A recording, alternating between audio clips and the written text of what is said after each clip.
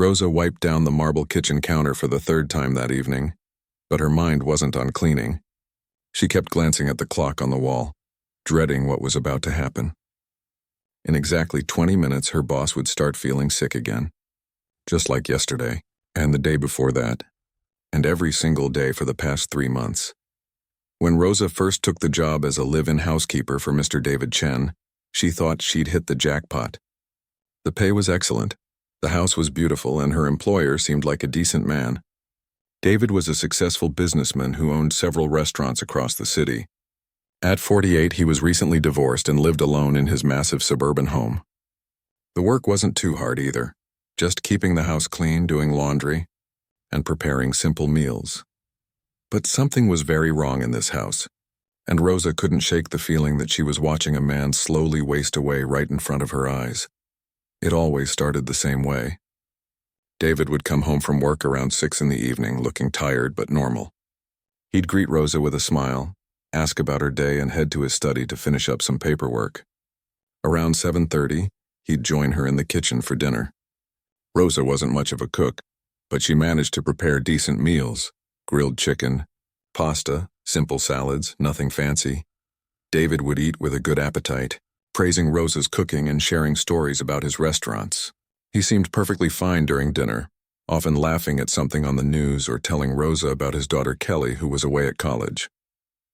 But then, like clockwork, the nightmare would begin. First, David would start looking pale. Rosa noticed he'd push his food around his plate more, eating slower. Then came the complaints about feeling hot even though the house was always perfectly cool. Within an hour of finishing his meal, David would excuse himself, claiming he felt nauseous. Rosa would hear him in the upstairs bathroom retching violently. The sounds were awful, deep, painful heaving that seemed to go on forever. Sometimes it was so bad that Rosa considered calling an ambulance, but David always insisted he was fine. He'd come downstairs looking like a ghost, his face gray and sweaty, his hands shaking. "Must be something I ate at lunch," he'd always say, forcing a weak smile. "Don't worry about me, Rosa, I'll be fine by morning." And he always was. David would wake up the next day looking completely normal, ready for work, acting like nothing had happened. Rosa began to wonder if she was imagining things, but the pattern was too clear to ignore. What made it even stranger was that David never got sick on weekends when he traveled for business. Rosa had worked for him during several business trips, and those were the only peaceful nights in the house. David would call to check in, sounding perfectly healthy. He'd eat at restaurants, attend business dinners, and never once complained about feeling ill. Rosa started paying closer attention to everything. She noticed that David had lost weight since she started working for him. His clothes hung looser on his frame, and there were dark circles under his eyes that makeup couldn't hide. When she asked if he'd seen a doctor, David just waved off her concerns. "I've been to 3 different doctors, Rosa," he told her one evening after a particularly bad episode. "They've run every test you can imagine.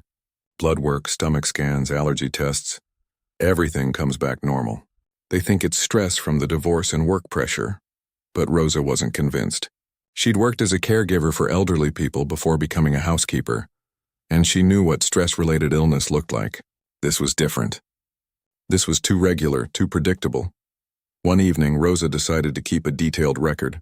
She wrote down everything David ate, what time he ate it, and exactly when the symptoms started. She noted the weather, his mood, what happened at work that day, anything that might give her a clue. After 2 weeks of careful observation, Rosa discovered something that made her blood run cold. David only got sick on Tuesday and Friday nights. Those were the only days when his ex-wife Patricia visited the house. Patricia would come over to discuss their daughter Kelly's college expenses or to pick up mail that still came to the house. She was always very friendly to Rosa, complimenting her on keeping the house so clean and often bringing small gifts, fancy soaps, chocolates, or flowers for the kitchen table. "You're taking such good care of David," Patricia would say with a bright smile. "I'm so glad he has someone reliable looking after him." At first, Rosa thought Patricia seemed like a nice woman who was handling her divorce maturely. She was attractive, well-dressed, and spoke kindly about David even though their marriage had ended. Patricia would often insist on helping in the kitchen during her visits, claiming she wanted to cook David's favorite meal as a friendly gesture. "He always loved my lasagna," Patricia would tell Rosa, rolling up her sleeves. Let me make it for him tonight. Consider it my way of saying thank you for taking such good care of this place. Rosa found it sweet that divorced couple could maintain such a civilized relationship. Patricia knew exactly how David liked his food prepared, and she seemed genuinely concerned about his health and well-being. But now, looking at her notes, Rosa felt sick to her stomach. The pattern was undeniable. David only got violently ill on the nights when Patricia cooked for him or helped prepare his meals. Rosa tried to convince herself that it was just a coincidence. Maybe David felt stressed when his ex-wife visited, and that stress triggered his illness. Maybe seeing Patricia brought back painful memories that affected his digestion. There had to be a logical explanation that didn't involve the horrible suspicion that was growing in Rosa's mind. But as she lay in bed that night, listening to David's terrible retching from the bathroom above, Rosa couldn't ignore what her instincts were telling her. Something was very wrong with this picture, and she was the only one who could see it. The next morning, David came downstairs looking exhausted but trying to act normal. He thanked Rosa for the dinner, even though Patricia had prepared most of it. As he gathered his things for work, Rosa made a decision that would change everything. "Mr. Chen," she said carefully, "maybe you should see another doctor. This illness, it's not normal." David paused at the door, his hand on the handle. For a moment, Rosa thought he might actually listen to her, but then he just smiled that tired smile and shook his head. "I'm fine." "Rosa, really? Don't worry about me." As the door closed behind him, Rosa stared at the kitchen where Patricia had worked her magic the night before. Every surface was spotless, every dish perfectly clean.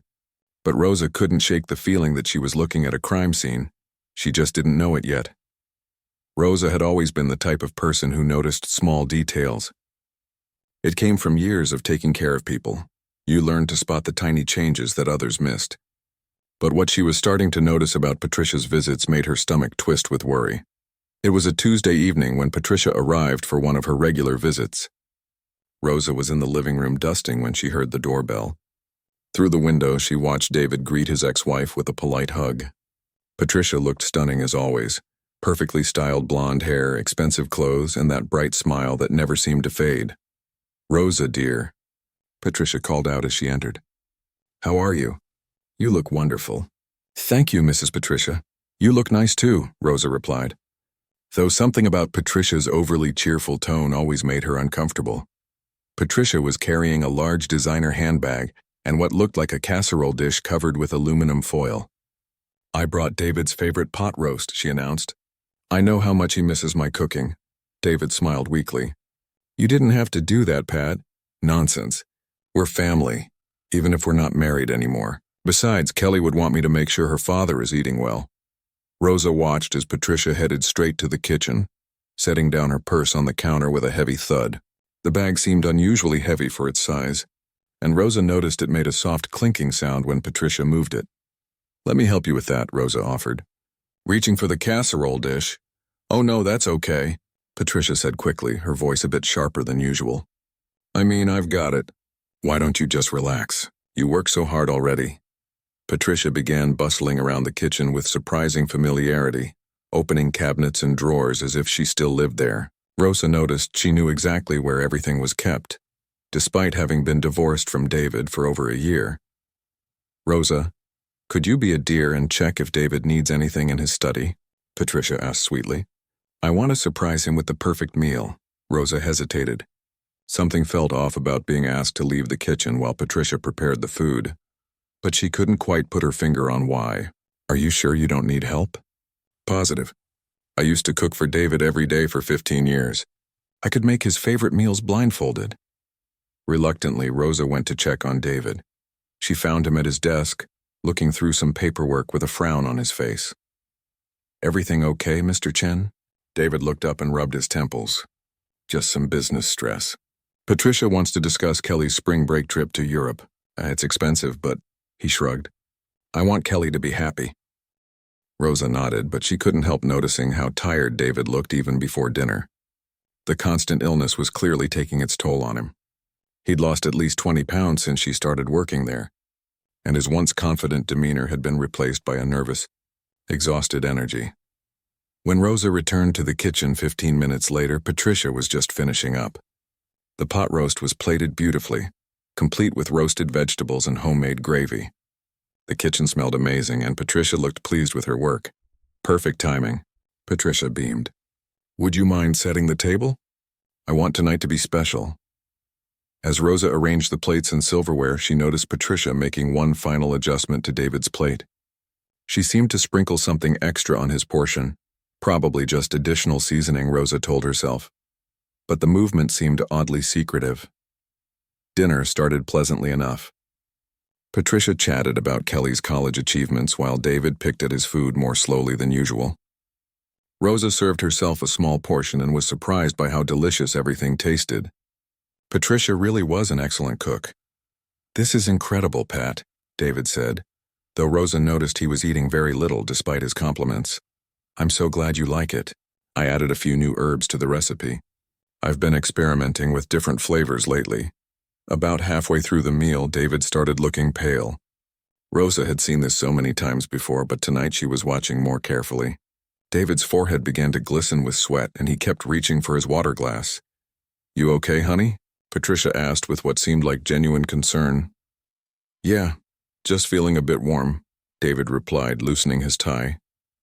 Patricia immediately got up and felt his forehead with the back of her hand. "You do feel hot. Maybe you're coming down with something." Rosa found it strange that Patricia seemed so concerned yet had no problem continuing to encourage David to eat. "Try a bit more of the gravy," Patricia urged. "It'll help settle your stomach." By the time dessert came around, a store-bought pie that Patricia had brought, David was clearly struggling. His hands were shaking slightly as he tried to eat, and Rosa could see him fighting waves of nausea. "I think I need to lie down," David finally admitted. Patricia's face showed immediate worry. "Oh no, you poor thing. Here, let me help you to the couch." Rosa watched as Patricia guided David to the living room, her hand supportive on his arm. From a distance, it looked like a caring ex-wife helping her sick former husband.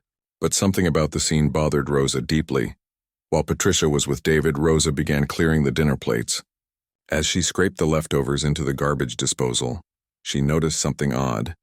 David's plate had significantly more food left on it than anyone else's, but what remained looked different somehow. The gravy on his plate had a slightly different color, more yellowish than brown. Rosa looked at her own plate and Patricia's. Their leftover gravy was a rich, dark brown. But David's looked different. "Rosa, could you bring David some antacid?" Patricia called from the living room. "There's some in the bathroom medicine cabinet upstairs." When Rosa returned with the antacid, she found David curled up on the couch looking miserable while Patricia sat beside him, rubbing his back in slow, comforting circles. "You're burning up," Patricia murmured. "Maybe I should call a doctor." No, David protested weakly. "It's probably just stress. I'll be fine in the morning." Patricia stayed for another hour, playing the role of the concerned ex-wife perfectly. She helped David upstairs when the vomiting started, held his hair back, and even offered to stay the night to keep an eye on him. "I'll be fine," David insisted. "Rosa's here if I need anything." After Patricia left, Rosa helped David get settled in bed. As she was turning off the lights, he grabbed her hand weakly. "Rosa, I don't know what's wrong with me. These episodes are getting worse. Maybe you should see a different doctor, Mr. Chen, someone who specializes in stomach problems." David nodded tiredly. "Maybe you're right. I can't keep living like this." As Rosa cleaned up the kitchen, her mind raced with troubling thoughts. She kept thinking about the different colored gravy, Patricia's insistence on cooking alone, and that heavy, clinking purse. Most disturbing of all was a memory that suddenly surfaced. Earlier in the evening, when Patricia thought no one was looking, Rosa had caught a glimpse of her expression while watching David eat. For just a moment, Patricia's caring smile had slipped, and Rosa saw something else entirely in her eyes. It wasn't concern or love or even pity. It was the cold, calculating look of someone watching and waiting. Rosa tried to shake off the feeling, but as she lay in bed listening to David's continued illness upstairs, she couldn't escape one terrifying thought. What if Patricia wasn't trying to help David at all? What if she was trying to hurt him? The idea seemed impossible. Patricia appeared to be a successful, well-adjusted woman who spoke lovingly about their daughter and maintained a civilized relationship with her ex-husband. But Rosa had learned to trust her instincts over the years, and every instinct she had was screaming that something was very, very wrong. Tomorrow, Rosa decided she would start paying even closer attention, because if her suspicions were right, David's life might depend on it. Rosa couldn't sleep that night. Every time she closed her eyes, she saw Patricia's cold expression when she thought no one was watching. By morning, Rosa had made a decision that would change everything. She was going to find out what was really happening in this house. David came downstairs looking like he'd been hit by a truck. His skin was gray, his hands still trembled slightly, and Rosa noticed he'd lost even more weight. But just like always, he was trying to act normal. "Good morning, Rosa. Thanks for taking care of me last night. Mr. Chen, this can't continue. You're getting sicker every time." David poured himself coffee with shaky hands. "I know, I called Dr. Martinez this morning. I have an appointment next week." After David left for work, Rosa sat in the quiet kitchen and started planning. If Patricia was doing something to David's food, Rosa needed proof. But she had to be smart about it. If she was wrong, she'd lose her job and look like a crazy person. If she was right, David's life was in danger. Rosa started with the obvious things. She pulled out a notebook and began documenting everything she could remember about Patricia's visits. The dates, times, what food was prepared, how Patricia behaved, and exactly when David got sick. As she wrote, patterns became clearer. Patricia always brought her own ingredients, even when Rosa had offered to shop for whatever she needed.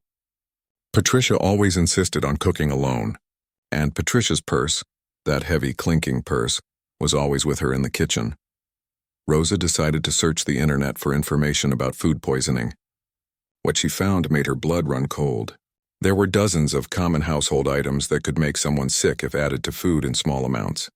Cleaning products, medications, even certain plants could cause exactly the symptoms David was experiencing. The scariest part was learning that many of these substances wouldn't show up in standard medical tests.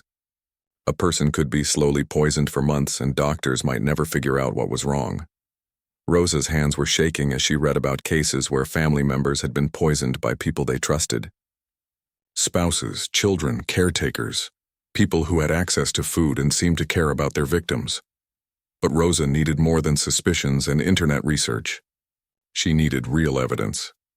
That Friday, when Patricia was scheduled for her next visit, Rosa was ready. She'd borrowed a small digital camera from her nephew the week before, claiming she wanted to take pictures of the beautiful house to send to her family back home. Rosa positioned herself in the dining room where she could see into the kitchen but wouldn't be easily noticed. When Patricia arrived, Rosa was ready with her camera hidden in her apron pocket. Patricia's routine was exactly the same. Bright smile, expensive clothes, heavy purse, and a covered dish of food. This time it was David's favorite chicken casserole. "Rosa, dear, how has David been feeling? He looked so sick when I left Tuesday night." "He's been tired, Mrs. Patricia. Very tired." Patricia made sympathetic noises while heading to the kitchen. "Poor thing. Well, hopefully this meal will help him feel better." Rosa followed at a distance, pretending to dust furniture while actually watching Patricia's every move. Just like before, Patricia suggested that Rosa check on David in his study. "I really work better alone in the kitchen," Patricia said with that sweet smile. "Too many cooks spoil the broth, you know." But this time Rosa didn't go far. She positioned herself in the hallway where she could see into the kitchen, through the reflection in a decorative mirror on the wall. What Rosa saw next made her heart pound. Patricia looked around, carefully to make sure she was alone. Then she opened that heavy purse and pulled out a small glass bottle filled with clear liquid. Rosa managed to take several photos as Patricia unscrewed the cap and carefully added drops of the liquid to David's portion of the casserole. Patricia stirred David's food gently, making sure the liquid was mixed in completely. Then she put the bottle back in her purse, arranged the food on plates, and called out cheerfully, "Rosa, could you get David? Dinner's ready." Rosa's legs felt like jelly as she walked to David's study. She had photographic evidence that Patricia was putting something in David's food, but she still didn't know what it was or how dangerous it might be. During dinner, Rosa watched David more carefully than ever. She noticed he ate very little, pushing the food around his plate while Patricia encouraged him to eat up. Rosa barely touched her own food, afraid that somehow Patricia might have contaminated everything. "You're not eating much tonight, Rosa," Patricia observed. "Are you feeling all right?" "Just not very hungry," Rosa replied, trying to keep her voice steady. As expected, David started feeling sick about an hour after dinner. This time, Rosa paid attention to Patricia's reactions. While Patricia appeared concerned and helpful on the surface, Rosa caught subtle signs that suggested otherwise. Patricia never looked surprised when David announced he felt nauseous. She always had remedies ready: antacids, ginger ale, cold compresses, as if she expected David to need them. Most telling of all, when David was doubled over with stomach cramps, Rosa saw Patricia glance at her watch, as if she was timing something. After Patricia left that night, Rosa faced the hardest decision of her life. She had photos of Patricia adding something to David's food, but she didn't know what to do with the evidence. Should she confront David directly? Call the police? What if she was wrong about what she'd seen? Rosa decided to do more investigating first. The next morning, while David was at work, she carefully searched the kitchen and dining room for any clues Patricia might have left behind. In the trash can, Rosa found something that made her gasp. Wrapped in a napkin was a small, empty glass vial with a pharmacy label. The label was partially torn, but Rosa could make out part of it. Ipecac syrup. Induce vomiting. Emergency use only. Rosa's nursing background kicked in immediately. Ipecac syrup was used to make people vomit in cases of accidental poisoning, but it was dangerous if used incorrectly. Given in small, regular doses, it could cause exactly the symptoms David had been experiencing. Rosa photographed the vial and carefully preserved it in a plastic bag. She was building a case, though she still wasn't sure what to do with the evidence. That weekend, David went on a business trip to Chicago. As expected, he felt perfectly fine the entire time. He called Rosa Saturday night sounding healthier and more energetic than he had in months. "The strangest thing, Rosa. I haven't felt sick once since I left home. Maybe a change of scenery is what I needed. That's wonderful. Mr. Chen. Rest well." But Rosa knew it wasn't the change of scenery that was helping David. It was the absence of Patricia's caring meals. On Sunday, Rosa made another disturbing discovery. While organizing David's mail, she found several bills that had been forwarded from Patricia's new apartment. Hidden among them was a credit card statement that had been opened and resealed. Rosa knew she shouldn't look, but her concern for David's safety overrode her respect for privacy. What she saw made her sick to her stomach. Patricia had been making regular purchases at medical supply stores, pharmacies, and chemical supply companies. There were charges for various medications, including several bottles of Ipecac syrup. Even more frightening were purchases from companies that sold industrial cleaning supplies and laboratory chemicals. Rosa also found something else in the mail that chilled her to the bone, an insurance document showing that Patricia had recently increased her life insurance policy on David. Despite being divorced, she was still listed as the beneficiary, claiming it was for their daughter's future security. As Rosa put the papers back exactly as she'd found them, her hands were shaking. The pieces of the puzzle were coming together, and the picture they formed was terrifying. Patricia wasn't just making David sick for kicks. She was slowly poisoning him, possibly planning to kill him, while positioning herself to benefit financially from his death. Rosa realized she couldn't wait any longer. David's life was in immediate danger, and she was the only person who knew the truth. The question was, who would believe a housekeeper's story about a well-respected woman who appeared to be the perfect ex-wife? Rosa spent that Sunday night planning her next move carefully. She had photos, physical evidence, and a clear pattern of behavior. But she needed more proof, and she needed to protect David without alerting Patricia that she was being watched. Most importantly, Rosa needed to find out exactly what Patricia was using to poison David, because the next dose might be the one that killed him. Rosa knew she was walking a dangerous line.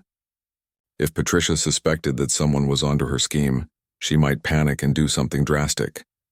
But Rosa also knew that David's next family dinner could be his last if she didn't act fast. Monday morning brought unexpected help when David announced he'd be working late all week to prepare for a major business deal.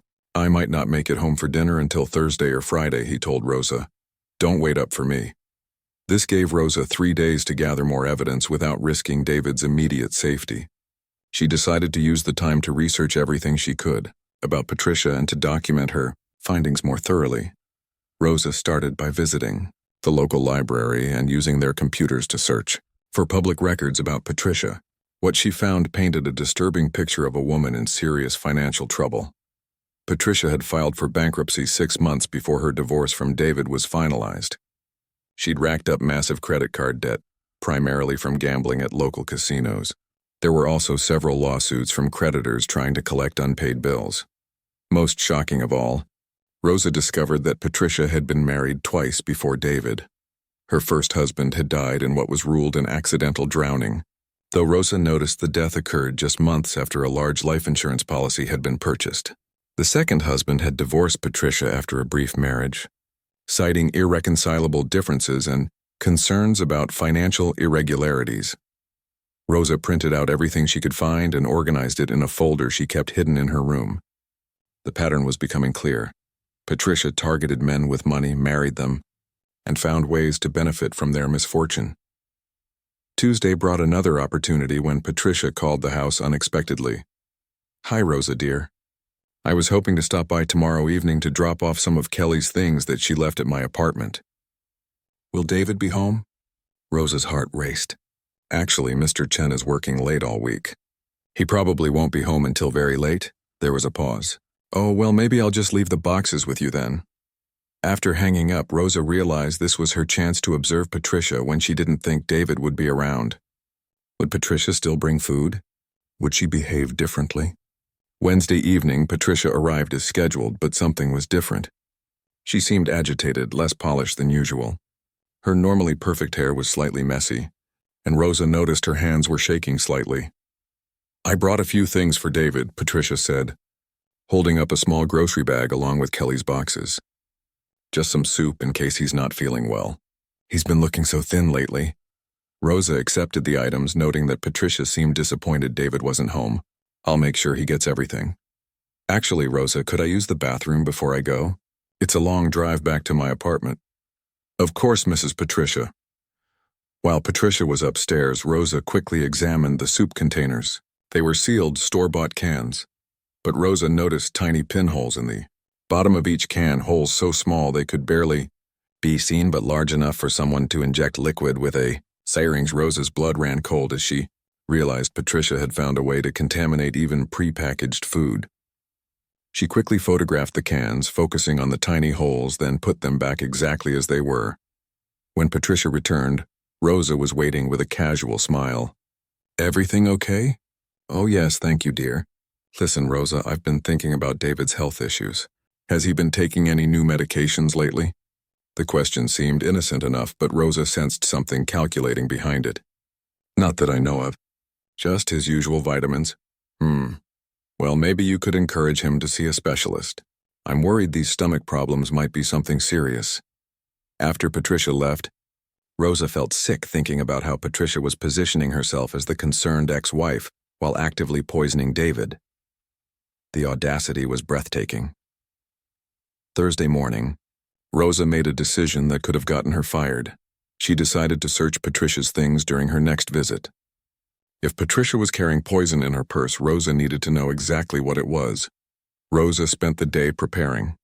She researched common household poisons and their effects, learning to identify different types of bottles and containers. She also practiced moving quietly and quickly, timing how long she'd need to search a purse thoroughly. Thursday evening, David came home early, looking exhausted but healthier than he had in weeks. "Rosa, you're a miracle worker. I don't know why, but I've felt great these past few days." Rosa forced a smile. "Maybe the rest helped." "Maybe. Patricia's coming over tonight to discuss Kelly's summer plans. She's bringing dinner again. Said she wants to fatten me up." David chuckled, not knowing how close to the truth his joke was. When Patricia arrived, Rosa was ready. She'd positioned a small mirror in the hallway so she could watch the kitchen, and she'd planned exactly when to make her move. Patricia went through her usual routine, but Rosa noticed she seemed more on edge than usual. She kept checking her phone and glancing toward David's study. "Rosa, could you ask David if he'd prefer wine or beer with dinner?" Patricia called out. This was Rosa's chance. "Of course, Mrs. Patricia. Instead of going to David's study, Rosa crept back toward the kitchen. Patricia had left her purse on the counter while she worked at the stove. Rosa's heart pounded as she carefully opened the bag. Inside, Rosa found a collection of small bottles and vials that looked like a mobile pharmacy. There was ipecac syrup, liquid laxatives, and several bottles with handwritten labels that Rosa didn't recognize. Most disturbing of all was a small syringe and a bottle labeled antifreeze ethylene glycol. Rosa knew enough from her medical background to understand that ethylene glycol was extremely dangerous. In small doses, it could cause the exact symptoms David had been experiencing. In larger doses, it could cause kidney failure, brain damage, and death. Rosa quickly photographed everything in the purse, her hands shaking as she tried to capture clear images of the labels. She could hear Patricia humming in the kitchen, completely unaware that her secret was being exposed. Just as Rosa was closing the purse, she heard footsteps. Patricia was coming back to get something from her bag. Rosa quickly moved to the sink and turned on the water, pretending to wash her hands. "Oh, Mrs. Patricia, I was just getting David a glass of water." Patricia looked at Rosa suspiciously for a moment, then smiled. "Of course, dear. Could you ask him about the wine?" This time, Rosa actually went to David's study. "Mrs. Patricia wants to know if you'd like wine or beer with dinner." "Better make it just water tonight," David said, rubbing his stomach. "I've been feeling so good lately, I don't want to risk upsetting anything." Rosa's heart broke for him. David had no idea that his ex-wife was the source of all his suffering.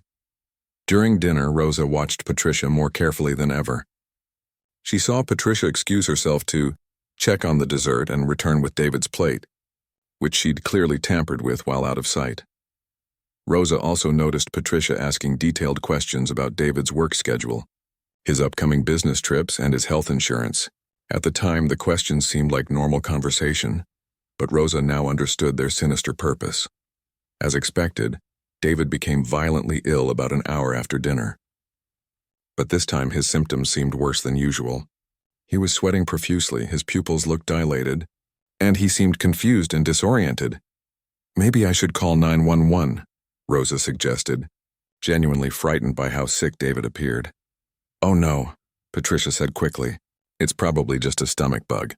David hates hospitals. Let's just get him comfortable and see how he feels in the morning." Rosa realized that Patricia was preventing David from getting medical help that might reveal the poisoning. The woman was not only slowly killing David but actively blocking his access to treatment. That night, Rosa made copies of all her evidence, the photos, the documents, her detailed notes about Patricia's visits and David's illnesses. She also wrote out a complete timeline of everything she'd observed and discovered. Rosa knew she couldn't wait any longer. David was getting sicker, Patricia was escalating her attacks, and time was running out.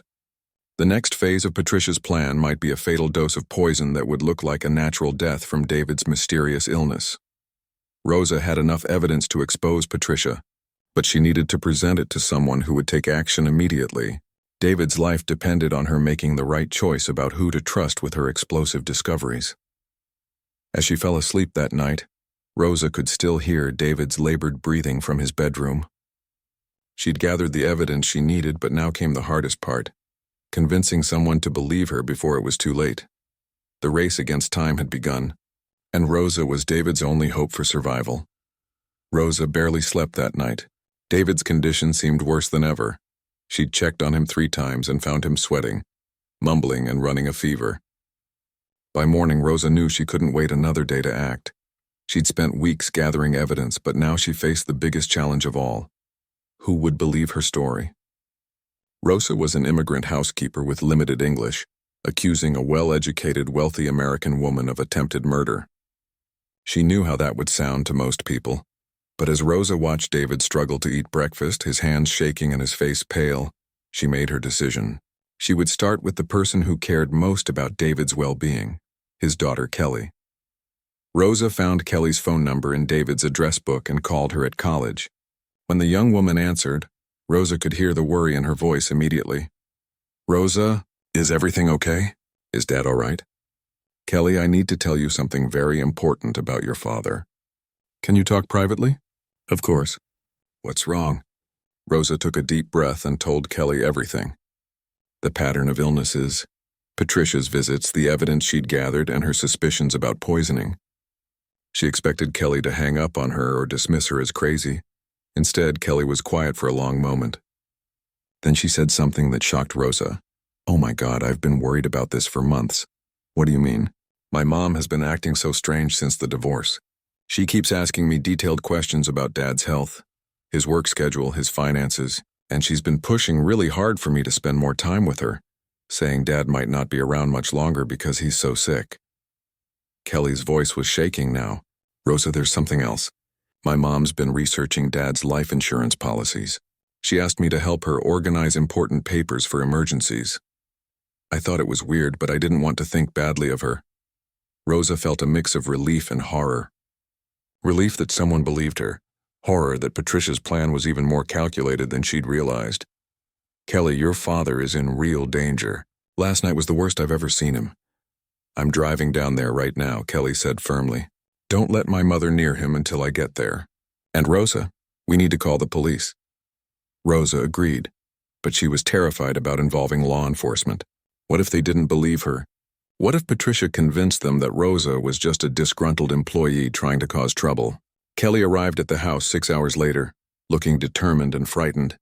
Rosa had never been so happy to see anyone in her life. "Where's Dad?" "He's sleeping. He called in sick to work, first time in years."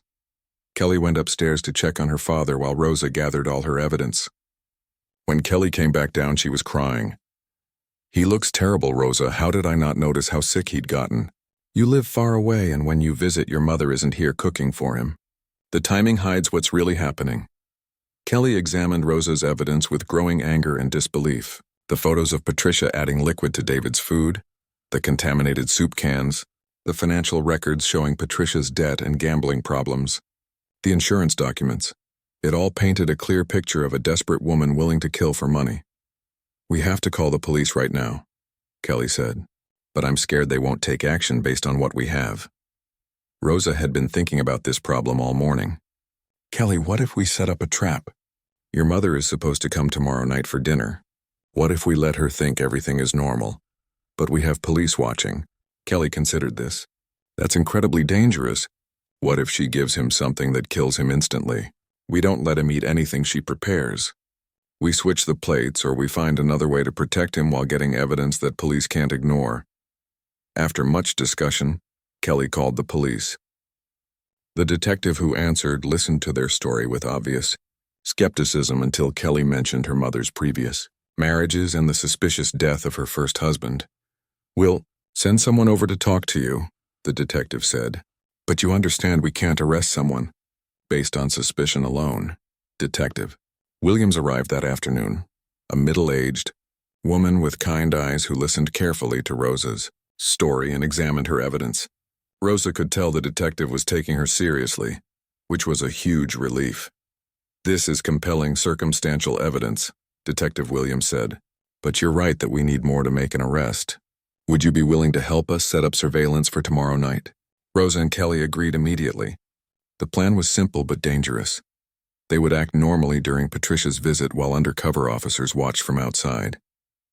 Rosa would wear a small recording device, and if Patricia attempted to poison David's food, they would have her on tape. The next day crawled by slowly. David was feeling slightly better but was still weak and confused. Rosa and Kelly decided not to tell him about their suspicions yet. They were afraid he might inadvertently tip off Patricia that something was wrong. Friday evening, Patricia arrived precisely on time, carrying her usual covered dish and heavy purse. Rosa's heart was pounding as she let Patricia into the house, knowing that police officers were watching from unmarked cars nearby. "Patricia, what a nice surprise," Kelly said, greeting her mother with a hug. "I decided to come home for the weekend to check on Dad." Rosa saw a flicker of annoyance cross Patricia's face before she smiled brightly. "Kelly, how wonderful! I brought enough food for everyone." Patricia seemed more nervous than usual, glancing around the house and asking more questions than normal. "Where's your father?" "He's resting upstairs. He's been having those stomach problems again." "Oh no. Well, hopefully a good home-cooked meal will help him feel better." Rosa and Kelly exchanged glances as Patricia headed to the kitchen with her purse. They followed at a distance with Rosa's hidden recording device capturing everything. Just as before, Patricia asked Kelly to check on David while she prepared the food alone. But this time, Kelly had positioned her phone to record video from the dining room. Through the doorway, they watched Patricia go through her routine. She looked around carefully, opened her purse, and pulled out a small bottle. But this time, Rosa could see that the bottle was different, larger, with a skull and crossbones symbol clearly visible on the label. Patricia poured a significant amount of the liquid onto David's plate, far more than Rosa had ever seen her use before. Rosa realized with horror that this wasn't meant to make David sick. This was meant to kill him. Kelly started to move toward the kitchen, but Rosa grabbed her arm. "Wait," she whispered. "We need her to finish so we have complete evidence." It was the longest few minutes of Rosa's life. Patricia carefully stirred the poison into David's food, disposed of the empty bottle in her purse, and arranged the plates beautifully. "Kelly, Rosa, dinner's ready," Patricia called out cheerfully. When they sat down to eat, Rosa felt sick watching Patricia encourage David to eat the poisoned food. "You look so thin, honey. Please try to eat everything. You need your strength." David took a few bites while Rosa and Kelly pretended to eat normally. After a few minutes, Rosa stood up suddenly. "Mr. Chen, I forgot. Detective Williams called earlier. She wants to speak with you about those business security concerns you mentioned." It was their predetermined signal. Within seconds, police officers burst through the front door. "Patricia Chen, you're under arrest for attempted murder," Detective Williams announced. Patricia's face went through a range of emotions: confusion, denial, and finally cold fury. "This is ridiculous. I haven't done anything wrong." But the evidence was overwhelming. The recording device had captured Patricia poisoning David's food, and a search of her purse revealed multiple bottles of toxic substances, including industrial antifreeze and a powerful pesticide that would have killed David within hours. As Patricia was handcuffed and led away, she looked directly at Rosa with pure hatred. "You stupid woman. You have no idea what you've done. David would have died peacefully and everyone would have been better off." The confession was chilling. Patricia showed no remorse, only anger at being caught. Over the following weeks, the full scope of Patricia's plan emerged. She'd been systematically poisoning David for months, gradually increasing the doses to build up to a fatal accident. She'd researched his medical history to choose poisons that would mimic natural illness. And she'd manipulated their daughter Kelly to gather information about David's finances and health. Most shocking of all, investigators discovered that Patricia had been corresponding with her first husband's death. She'd learned from her previous experience and refined her methods to avoid detection. David's recovery was slow but complete. Once the poisoning stopped, his health improved dramatically. The weight loss, weakness, and constant illness had all been artificial symptoms created by Patricia's systematic poisoning. "Rosa, you saved my life," David told her one morning as his strength returned.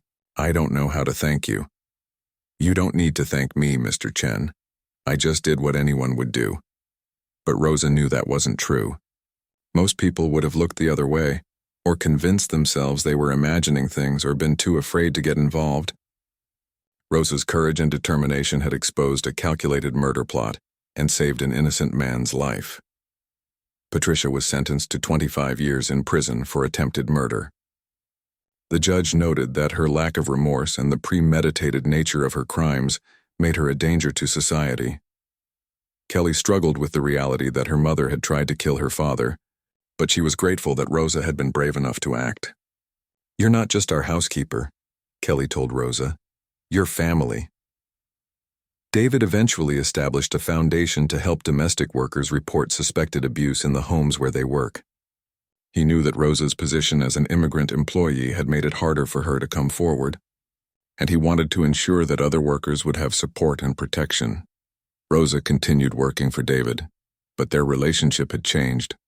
She was no longer just an employee. She was a trusted friend who had proven her loyalty in the most extraordinary circumstances. Sometimes Rosa thought about how close Patricia had come to succeeding. If she hadn't noticed the pattern, if she hadn't investigated, if she hadn't found the courage to act, David would be dead and Patricia would have inherited everything while playing the role of the grieving ex-wife. The experience taught Rosa that sometimes ordinary people have to do extraordinary, things to protect those who can't protect themselves. She'd seen evil disguised as love, greed masquerading as concern, and murder planned with a smile.